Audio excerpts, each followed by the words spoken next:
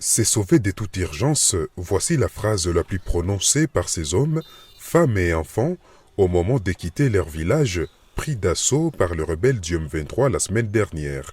Les rebelles ont progressé et ont même réussi à s'emparer des grandes agglomérations dans la région.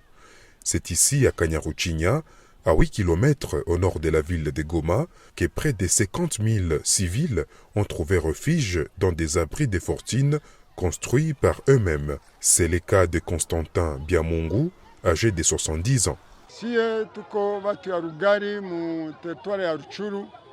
Je viens de Rugari dans les territoires de Rutshuru et j'ai fui suite à la guerre du M23. Ils ont attaqué notre village. Nous nous sommes sentis vraiment menacés, alors on n'a pas voulu mourir sans rien faire et c'est pourquoi on a fui et on s'est retrouvé ici dans les territoires de Nyiragongo et ici nous souffrons beaucoup. Nous n'avons pas de nourriture, nous n'avons pas d'eau potable, bref, aucune aide.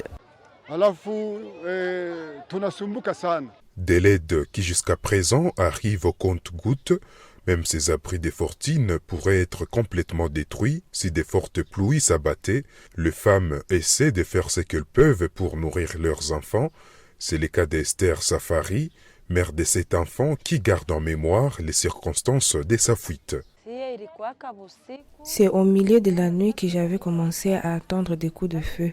Ça nous a vraiment traumatisés et on a décidé de ne pas rester dans nos maisons, car des bombes pouvaient nous tomber dessus.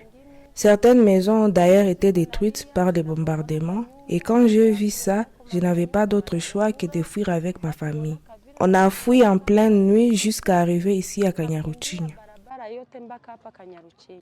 La situation inquiète les acteurs locaux de la société civile. À ces jours, les gouvernements congolais jouent la carte de la diplomatie. Certains pensent qu'il faut maintenant privilégier l'option militaire pour permettre à ces milliers de familles de regagner leur village d'origine. Si il y a moyen d'intervenir d'une manière militaire, le gouvernement va toujours le faire parce qu'ils sont en train d'avancer.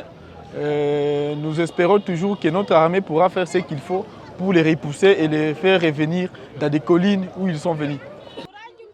Depuis le 20 octobre dernier, les rebelles du M23 ont lancé leur insurrection dans plusieurs villages du territoire de Rutshuru dans la province du Nord Kivu. La RDC accuse son voisin, le Rwanda, de soutenir cette rébellion qui avait pourtant été désarmée en 2013. Kigali dément avec véhémence ces allégations et accuse à son tour la RDC de collaborer avec le FDLR, les Forces démocratiques de libération du Rwanda.